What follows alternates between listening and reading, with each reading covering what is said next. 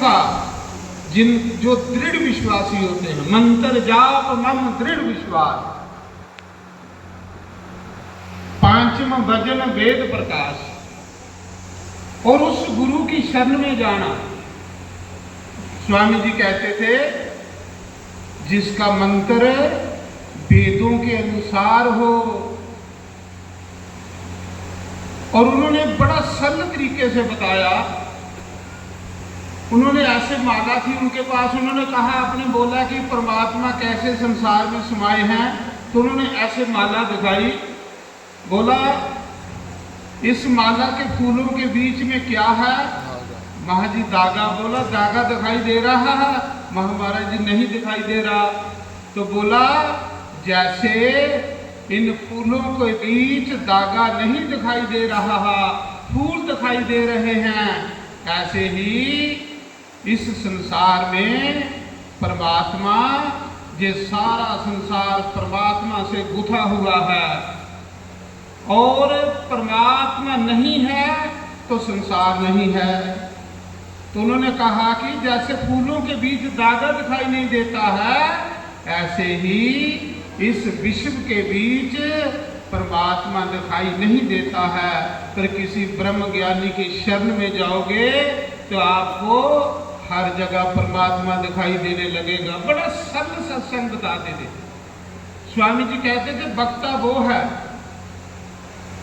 जिसकी बात श्रोता को समझ आ जाए। जिस वक्ता की बात श्रोता को समझ नहीं आए, वो जितना बड़ा वक्ता होगा किसी काम का नहीं। तो बोला, उन्होंने यही बोला था। बड़ी सुंदर सत्संग करते थे, बहुत संत उनके सत्संग सुनने आते थे। मैं दास को भी मौका मिलता था। मैं 1995 से लेकर 2000 तक अप्रैल महीना पूरा 2 सभा लगती थी। जैसे जहाँ 2 सभा लगी है ना, मैंने 2 सभा 2 ही जगह देखी है, जहाँ ऋषिकेश में तो जहाँ पर। एक सभा सुबह लगती थी, एक सभा शाम को लगती थी। जैसे जहाँ लगती है तो स्वामी जी, स्वामी राम सुखदास जी को व्हील चेयर पे लाया जाता था। ऐसे जैसे रुमानी जी का ड्रेस है ना, ऐसे होता था। तो उनका प्रवचन सुनने के लिए हजारों की तादाद में संगत पहले बैठ जाती थी गीता आश्रम में।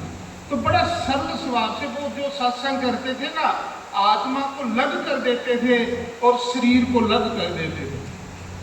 इतना दिव्य सत्संग था। तो मैं संतों के, उन्होंने यही कहा था कि बेटा अपनी जन्मभूमि में जाकर जाओ, प्रचार करो। तो मैं 30 साल से भागवत कथा कर रहा हूँ अपने जम्मू में।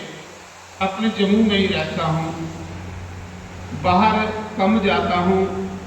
लेकिन ये है कि मैं पूर्ण संतों की तलाश में रहता हूँ। भगवान ने बहुत कुछ दिया मुझे, कोई कमी नहीं छोड़ी प्रभुता से।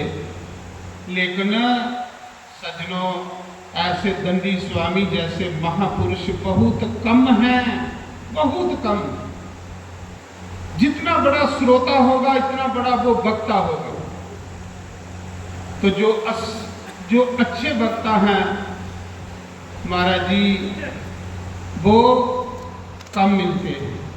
हमारे जैसे बहुत मिल जाते हैं, लेकिन जो अच्छे वक्ता हैं, देखो स्वामी जी जब सत्संग करते हैं ना, तो एक एक बात उनकी कितनी समझ में आ जाती है, कितना आनंद आता है। ऐसे वक्ता को सुनने को आनंद आता है।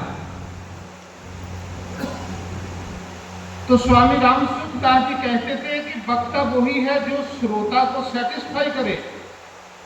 जो श्रोता, जिस वक्ता की हर बात समझ में आ जाए, वो वक्ता होता है। जो सभी को सेटिस्फाई कर दे। तो मैं संतों के बीच में रहा हूँ और मुझे संत ही प्रिय। वो एक ही बात कहते थे, बेटा किसी में दोष मत देखना, गुण देखना। जो किसी के दोष देखता है उसके दोष खुद उसमें आ जाते हैं। दोष देखने अपने, गुण देखने दूसरे के। जथालाभ, एक मन में संतोष रखना। आप जब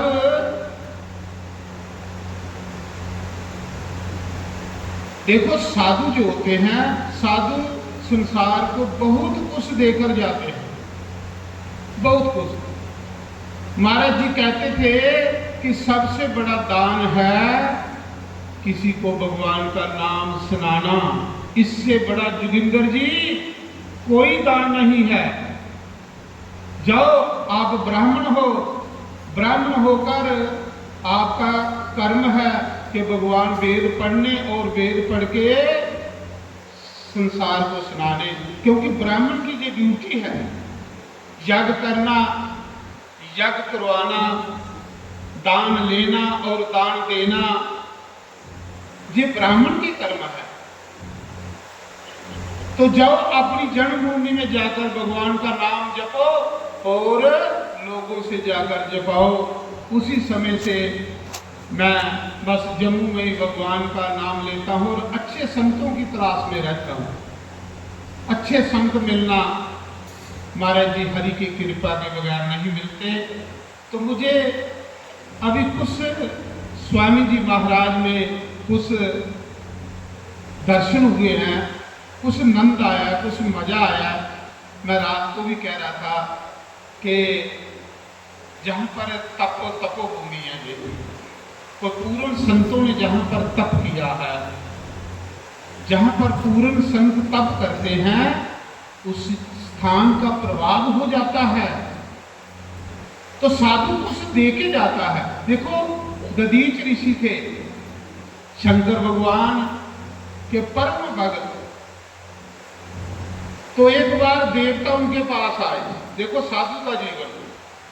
हमारे दंडी स्वामी जी हैं, ये वेद मंदिर आप लोगों के लिए है।